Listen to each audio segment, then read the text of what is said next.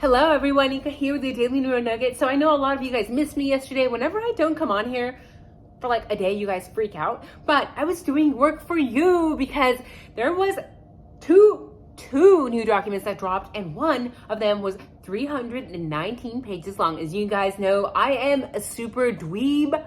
I am a scientist and I always feel the need to skim through every freaking page. By the way, there were so many juicy details, especially in this 319 page document. So I wanted to share with you guys because this is going to impact if Bryan Kohberger is finally granted the ability to be able to shift the case to another location. A lot of people are saying this should happen because we know that the media has made up a lot of stories and a lot of them are false. And some people say, you know what? He is accused of unaliving 4 people, so he shouldn't get the chance to move out of Latah County. Let me know what your opinion is in the comments down below. And before we get started, you guys know this is not official unless I pull out the super badge, because it's only legit this way, right? It's only legit. Chief Fry, I have a badge just like yours. Just like yours. Super cool, right? And if you guys know me, when this comes out, oof, it's serious. When the hair clip comes out, you guys know it's crazy. It's crazy. We gotta focus here. We gotta focus. And I did brew a tea because you guys get upset when I don't. So I did brew a chrysanthemum angelica tea today, and I wanted to flip the script a little bit. So you guys let me know, what do you think this tea is good for? Is it actually helpful for anything? Let me know down in the comments below. I don't have a brand of tea to share with you.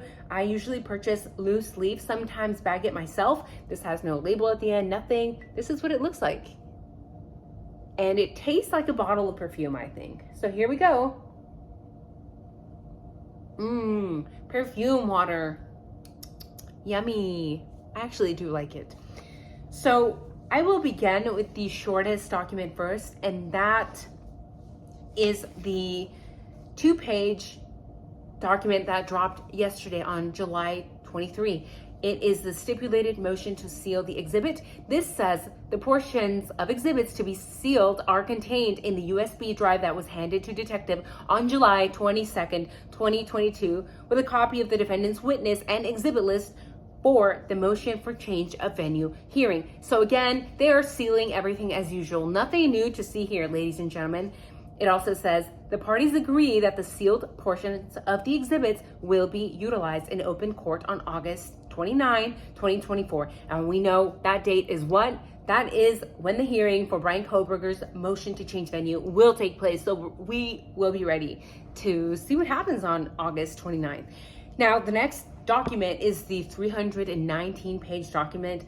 It's the memorandum in support of motion to change venues. And there are so many bits of information just throughout the document. So I wanted to share some of those with you guys. I will probably have to make at least one more video, maybe tomorrow, on this document because I can't cover everything today. It is so important that you guys pay attention to what's going on in these legal documents. Now, it says, Mr. Kohberger is protected under the Constitution of the United States of America and the state of Idaho. His protection to a fair and impartial jury is infringed without a change of venue. A fair and impartial jury cannot be found in Latah County. A lot of us kind of already knew that because of the extensive publicity that is ongoing and inflammatory.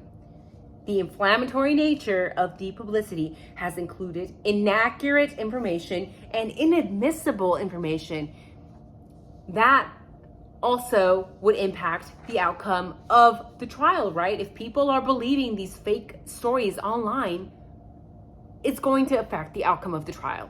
Now, there are some interesting statistics also in this very long document, and we know that a lot of this data was gathered by the scientists and the social psychologists that were hired by Ann Taylor to survey the population, survey the people of Latah County to kind of assess if they have their own biases that could impact the trial.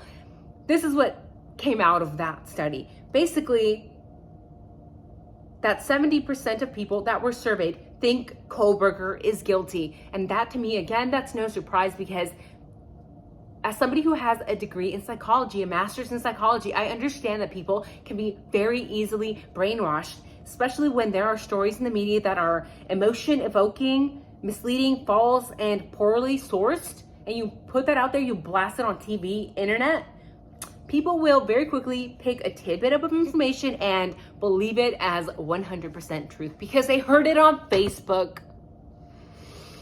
Now, this was the next statistic that was very shocking to me.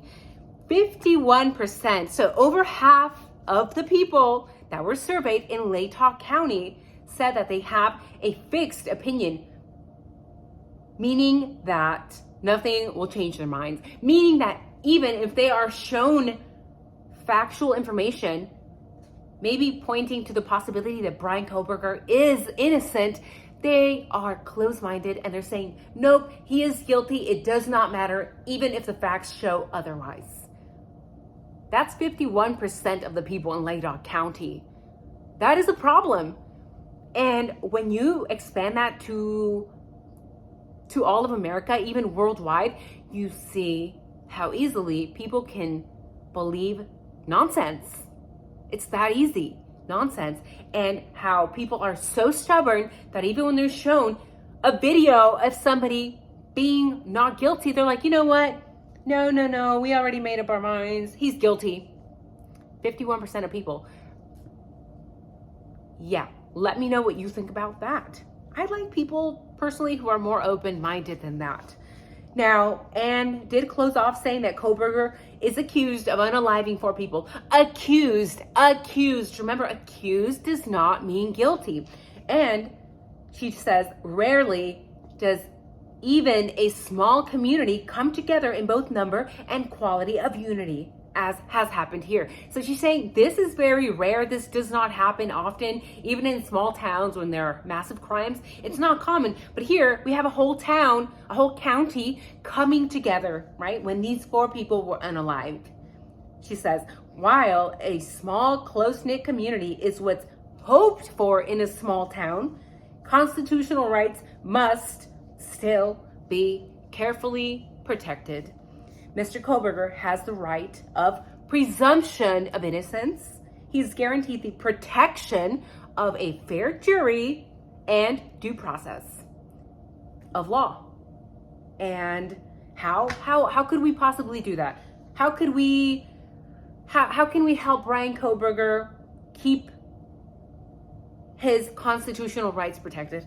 I personally think that granting him a change of venue is a good idea. I don't know how much that would help him. It would maybe help him a little bit, but again, people are very easily brainwashed by the media. So even if people in Latah County are not part of the jury pool, I don't know that IDAHO County is much better. I don't know that New York is much better. I don't know that Texas or California or Chicago. I don't know if that's going to help him, because this story, rumors have gone viral. Misleading information has gone viral. Fake news has gone viral.